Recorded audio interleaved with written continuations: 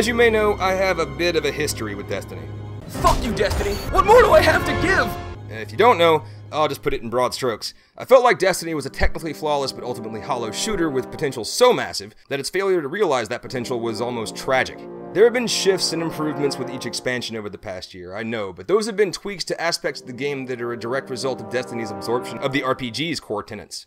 Tenets I take issue with, but that's an entirely different video. In spite of my complaints, I've always enjoyed the shit out of Destiny's PvP mode, Crucible, and I really wanted to like the rest of Destiny. I mean, I tried, but as I said last year, it sort of broke my heart.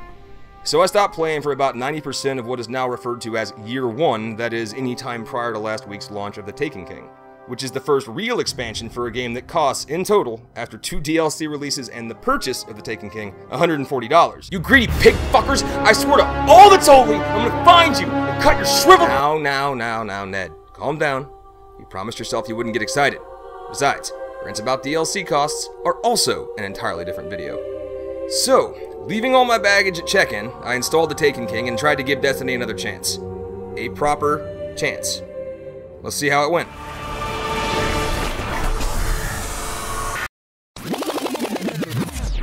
The record ends and we must begin again. After a quick prance around the tower, being thanked by every NPC with a voice actor for my year-long service, and being nearly buried under a pile of legendary and exotic gifts that included an auto rifle and shader I'd wanted since last fall, I actually cracked a smile.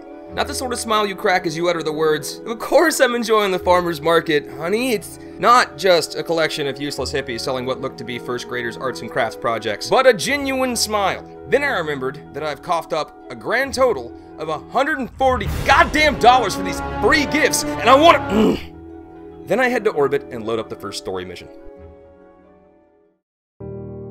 And it's fucking glorious. Right out of the gate, Nolan North's ghost towers above Peter Dinklage's, adding so much depth to your floating homage to Bit in his first lines that you wonder how you ever lived without him in the first place.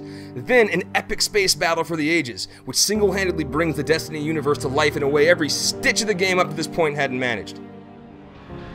Then the first mission, as the Cabal fights a hopeless battle against the Taken, and you beat a hasty retreat through set piece after set piece while some of the best work of an already spectacular soundtrack pounds through your speakers. Then a wonderfully performed cutscene in the tower's war room as the Vanguards meet to discuss handling this new and powerful threat, Oryx, the Taken King. For the first time, if your experience is anything like mine, you'll really feel like a guardian of the light, a powerful warrior with an integral role to play in an epic story. Not just a fucking space janitor on ugly alien mop-up duty. As you continue forward, the quality keeps pace. A real plot with context. I think they can see us! Handcrafted missions that don't feel like a grind. Cutscenes that introduce you to characters that you care about, performed by actors who imbue a world that I compared to the Hall of Presidents with desperately needed substance. Stargazing tour? Fuck yes. For the past year, Destiny fed me cake when I needed sustenance. And now I was getting the main course. The fucking meat I always wanted. And it's goddamn delicious.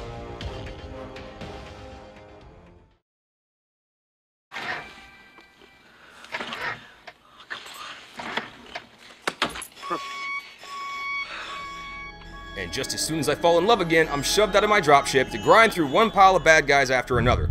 Which is fine, by the way, that's shooters. You know, you go here and shoot shit. Well, it could be fine, but without the context, agency, and world development of the well-crafted missions I just experienced, it's just fucking numbers and retread, and all at once the mechanical and soulless ghosts that have haunted the game since day one start bleeding through the rapidly developing cracks in a story that just minutes ago had a flawless patina.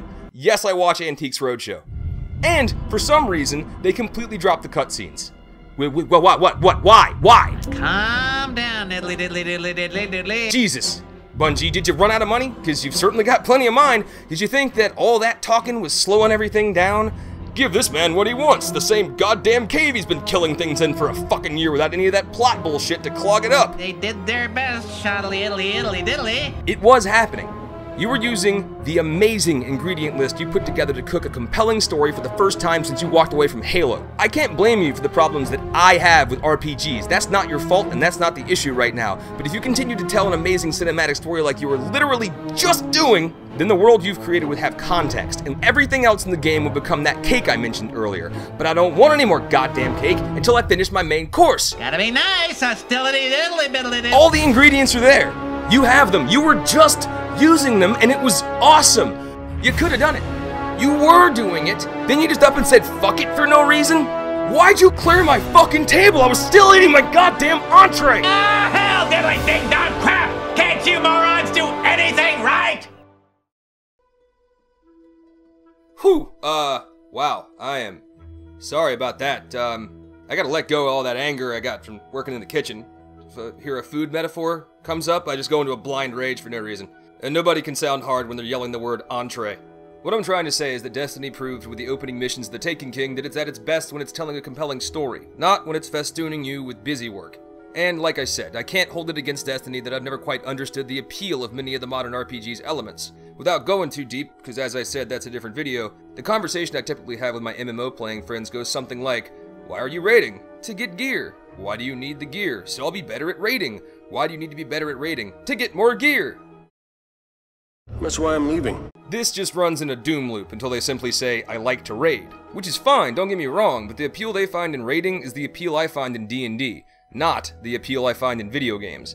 And it doesn't scratch the surface of Destiny's potential.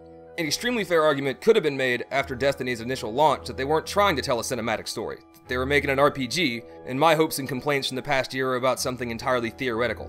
But now they've shown they can realize that potential, in addition to appealing to stat-hungry RPG freaks and competitive multiplayer fans, and they just won't? Or can't? Maybe they built an instrument so spectacular they can't wield it. Maybe it's like Futurama. Bungie built the holophoner with Destiny, an instrument so insanely difficult to play that they'd need to make a deal with the robot devil if they wanted to tap its true potential. But, as they haven't, they just get an A for effort. Jesus, Futurama, why don't you just knock me off guard with jokes, then punch me in the dick with feelings? Damn it. No matter the case, I clearly love Destiny. Otherwise, this rage wouldn't exist. Which brings me to my final note. Destiny. I've been talking straight past you this entire time, because I'm saltier than David Haytar in the ocean after he found out he'd been replaced by Kiefer Sutherland. But now we're talking, look at me. You know the difference between you and all the relationships I've had that haven't been with a collection of ones and zeros? That when abuse of this magnitude is leveled on me in real life, I'll cut the fucking cord. I can make the hard decision because I'm a grown-ass hard decision-making man with facial hair and armpit smell and all kinds of beer. But when you abuse me, I hang on for dear life, because I'm not letting go until you put out one more time, because goddammit, even though I can't stand you, have you seen how sexy you look in this fucking ship? Who in their right mind wouldn't need this ship? You are, and always have been, a capital P level problem that looks great in a black dress. But this time, even if it's with my last breath, I'm leveling up my Titan and I'm walking away. You'll have nothing left to offer me as I'll have had it all.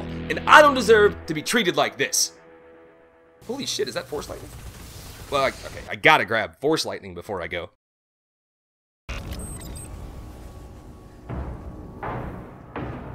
Ah! Come on! It happened again? How the... Why?